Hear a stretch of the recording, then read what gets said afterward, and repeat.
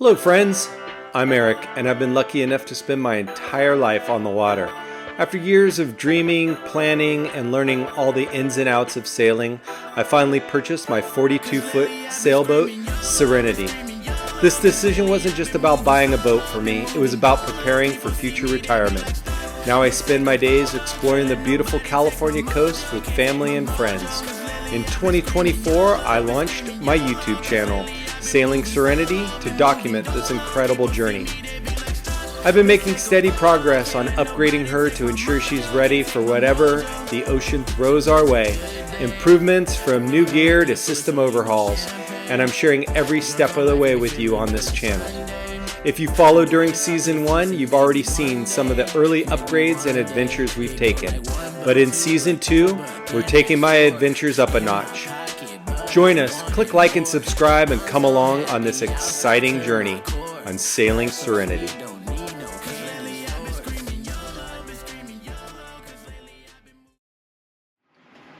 Good morning, guys, and welcome to Sailing Sea-Renity. I wanted to give you guys a little bit of an update. It is the end of February, and unfortunately I got hurt at work.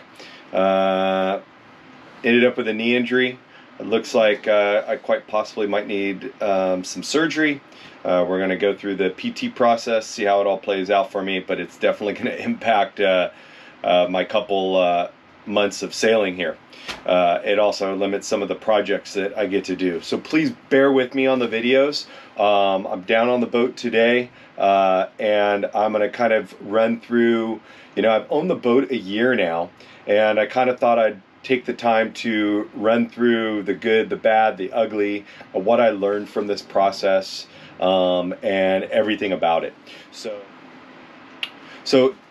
obviously I've owned the boat now for a year, and there are key elements that I think I did really good on.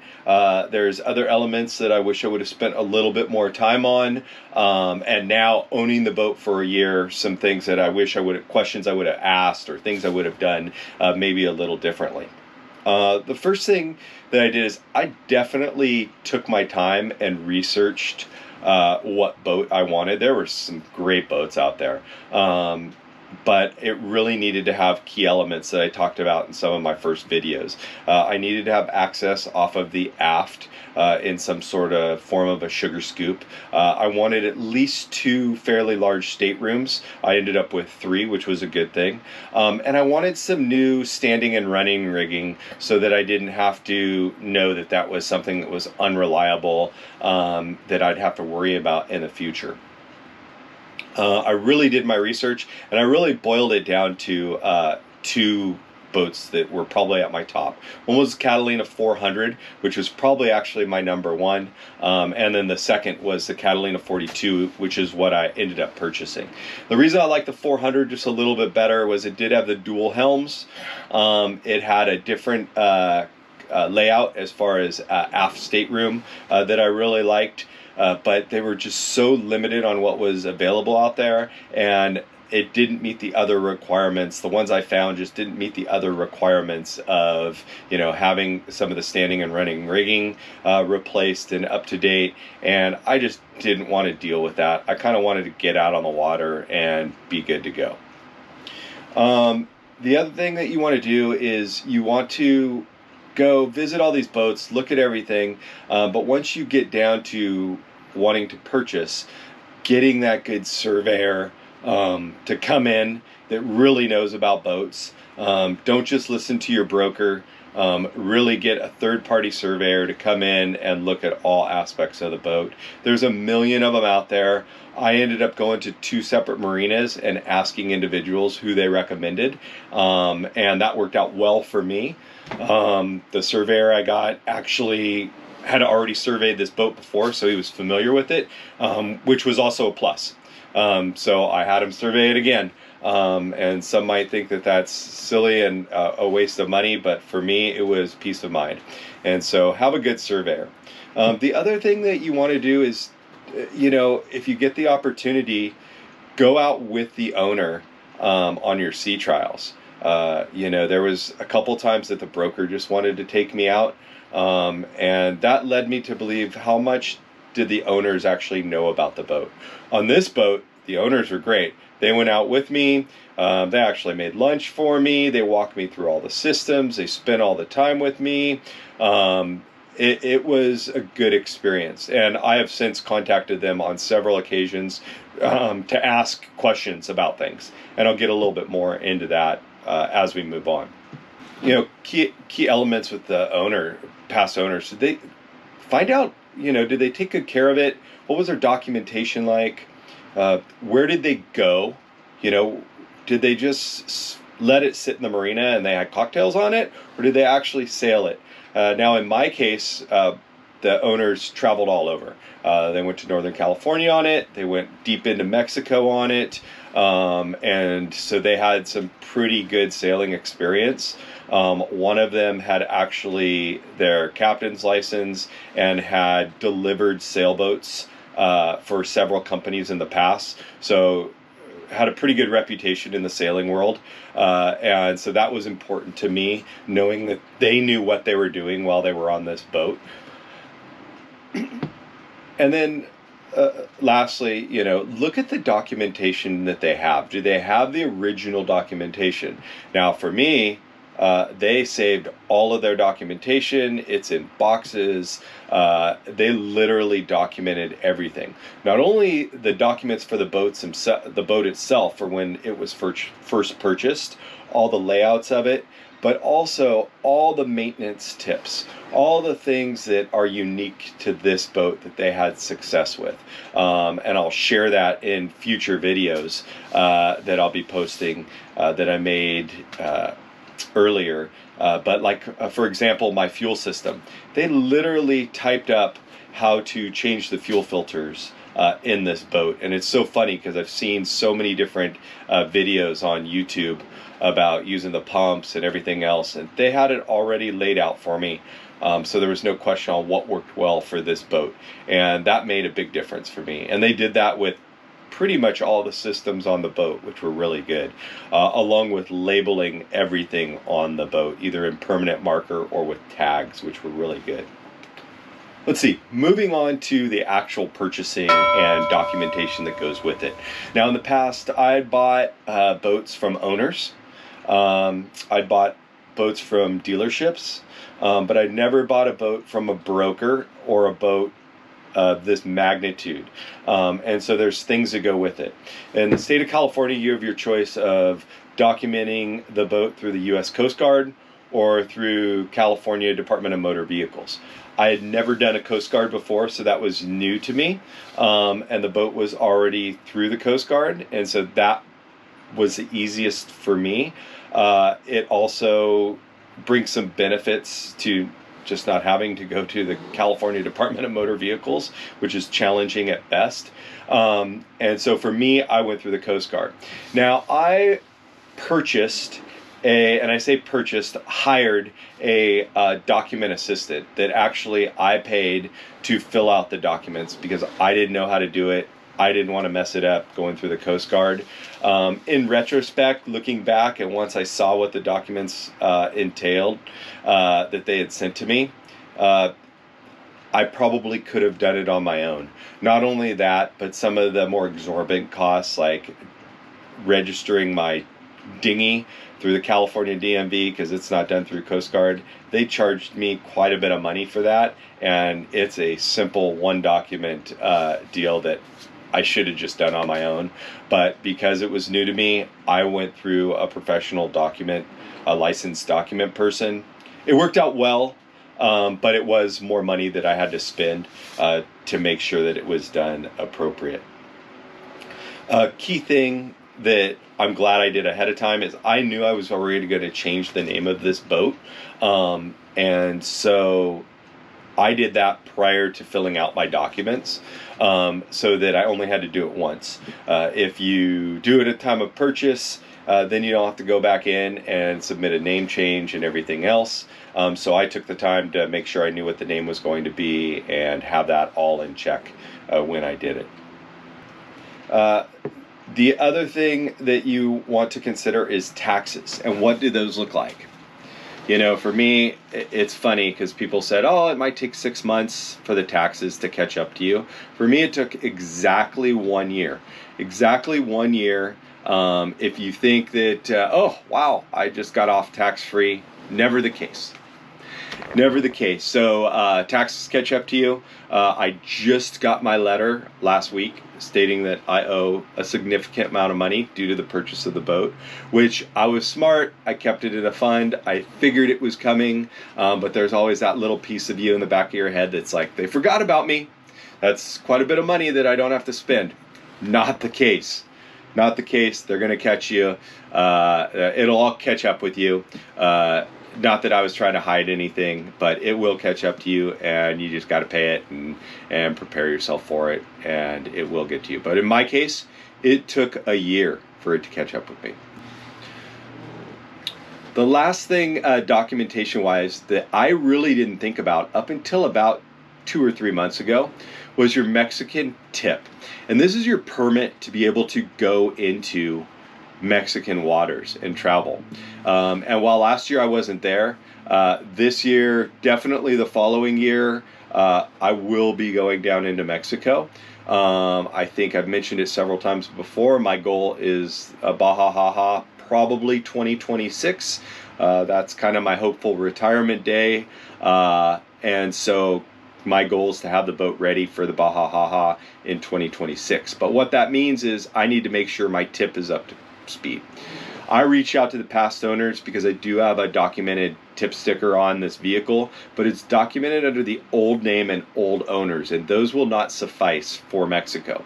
So you have to take all your documentation. I'm probably just going to go down to Ensenada, either take a cruise ship and go down there, or just take the bus, go down there and try to get it all taken care of. But I will have to renew the tip for this boat under my name, under its new name, to be able to go into Mexican waters. And those are key elements that I really didn't think about until a couple months ago when I was like, oh, what do I need to go down into Mexico?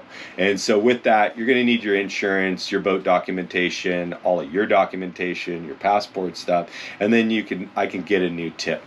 But it is a process, and it was something I didn't know about, so something for you to find out, and that's why it's so important to maintain that relationship with the past owners. I reached out to them. They were great because I might need them for a couple things on that Mexican. You know, the next thing I want to talk about is really, and I thought I did a really good job, there are areas I definitely could have improved, is have a plan. What is your plan with purchasing a boat? You know, it really helped me that I sat down, and if you go back to some of my first videos, I wrote out the pros and cons and what I was looking for, not only in a boat, but in a marina. And that's super important as well. So, you know, have that plan of, you know, what are you looking for in a boat? What are you looking to get out of it as far as, are you racing it? Are you cruising it? Are you just going to have family time on it? Is it pretty much just going to be a dock queen and you're going to have cocktails and entertain on it? What are you looking to get out of this purchase?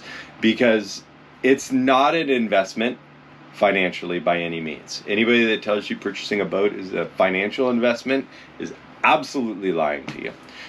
It is an investment of your time for maintenance and where you want to go and enjoyment and entertainment, and that's what you're going to get out of it.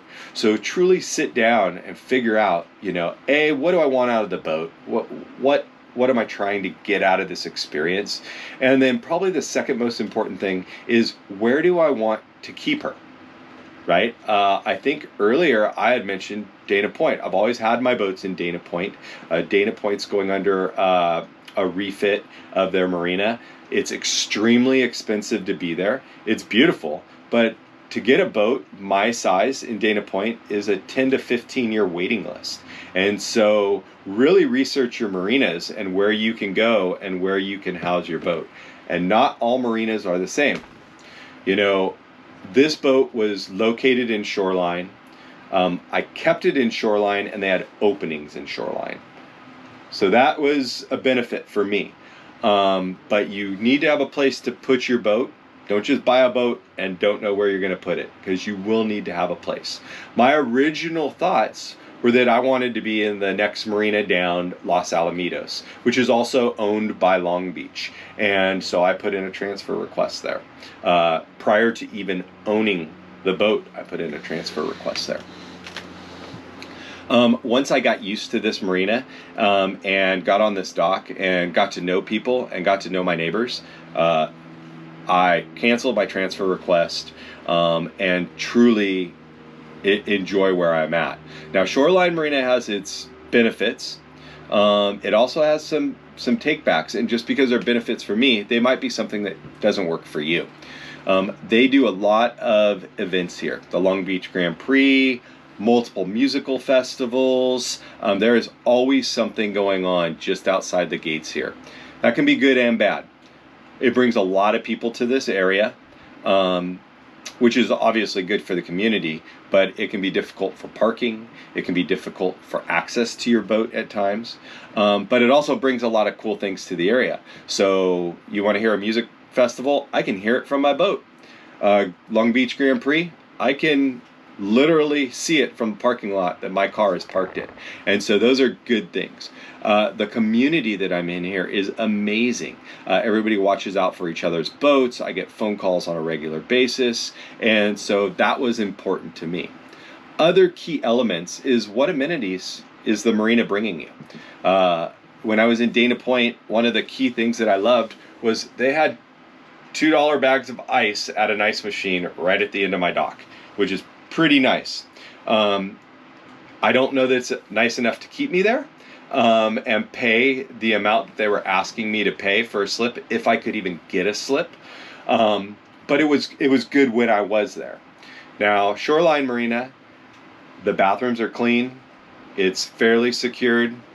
It's got a lot of restaurants around here. The showers are nice. The laundry facilities are good. Those are key elements that I really like. There is a homeless population. There is some crime. However, the other amenities and the people on my dock outweigh that by far. So I'm really happy here. I like Shoreline Marina.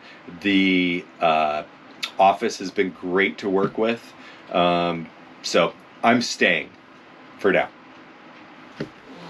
You know, when purchasing a boat, the other thing you want to think about is upgrades. What are you looking to do to change the boat? To put your own personality into the boat, to change it the way you want to do. This is probably something that I didn't pre-plan. And something I've changed my nav station, I think, 3 times now. And so this is something I didn't probably plan out real well. And hopefully you guys learned from some of my mistakes. You know, the power of Amazon or everything just being at your fingertips. I come up with these ideas and I'm like, oh, purchase, buy, let's move that direction, without truly thinking about it or coming up with a game plan. And in the long run, it's cost me some money. You guys will see I'm updating my helm station, moving my B&G nav station up to the helm. And with that, I bought a sail pod, a very expensive sail pod that I really didn't research. It was a discounted, somebody had bought it, didn't work for them. And so, I mean, it was just on a great discount and I bought it, it got here, and then I realized that it's a totally different size platform. I'd have to change my rails.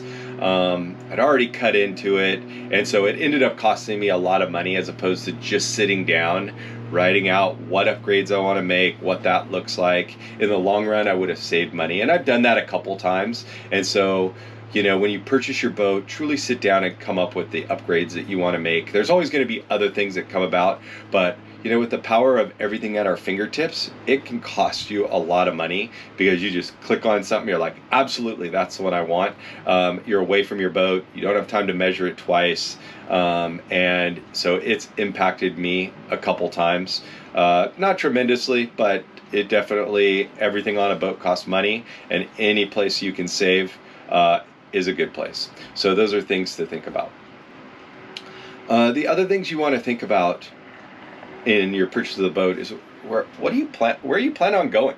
Are you just going to be that, local sailor? Are you just going to sit on the dock? Do you want to travel long distances? And utilize that to come up with what your plans for upgrades are going to be, because your equipment needs to meet the needs, right, of what you're trying to get out of this.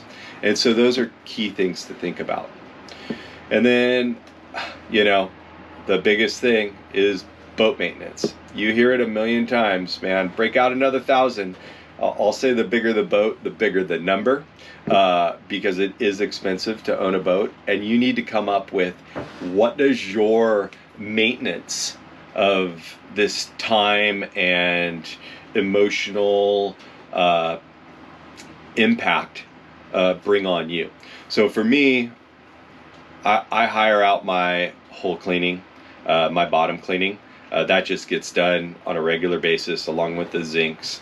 I hire out my actual hull polishing. It's just not in me to bend over for hours and hours to polish my boat. I will do the rails and the upper part, but I'm not doing the actual boat itself. And so I hire that stuff out.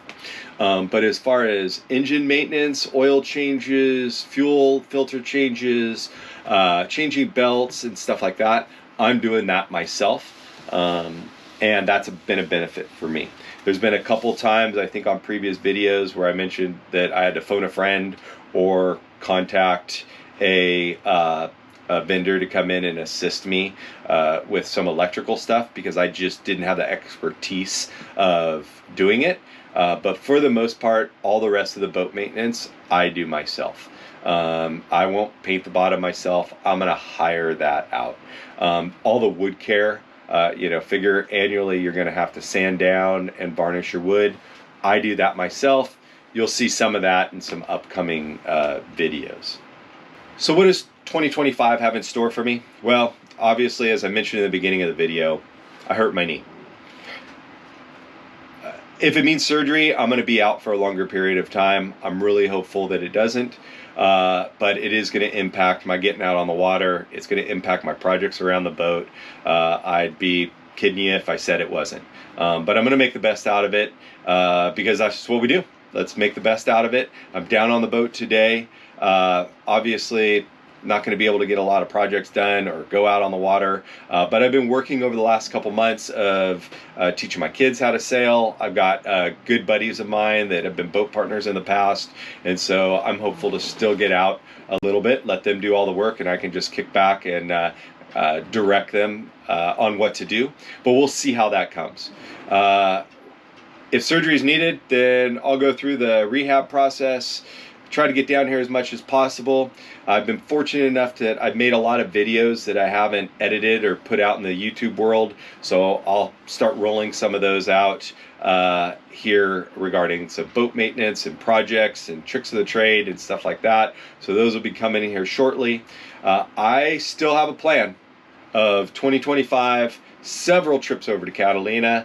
I'd like to make it down to San Diego, Mission Bay, spend a couple days down there. And then my kids have been begging me to get over to the Channel Islands. So I'm really hopeful that that is going to happen 2025 and that we can move forward with that plans. Maybe a little bit delayed, but we're going to get there. So guys, thank you so much for being with me. Please continue, even though I haven't been putting out a lot of sailing videos, please continue, click like and subscribe. Be part of this community. I'm so amazed with the individuals I've met or I've chatted with online and the stuff I've learned through this aspect. I'm at 280 something followers, which isn't a lot, but man, I'd love to see those numbers keep growing. Please give me ideas, suggestions, things you want to see out there, things that can challenge myself. Upcoming videos that I plan on putting out there that I know I still kind of have in the queue is fuel filters, switching out the fuel filters on this boat. It is not as difficult as everybody makes it seem. The past owners put together a document for me, and I'll upload that video here shortly. I'm hopeful to upload my impeller switch out I did. I got my nav station up at the cockpit area that I'm doing, so that's going to be easy. And so we got a couple good videos coming out. Please don't forget to click like and subscribe. Be part of this channel. Thank you guys so much for spending the time with me, and hopeful to get out there on the water with you. Enjoy the great Pacific coast, and as I try to say in most of my videos, may the wind push you and the anchor hold you. Thanks, guys.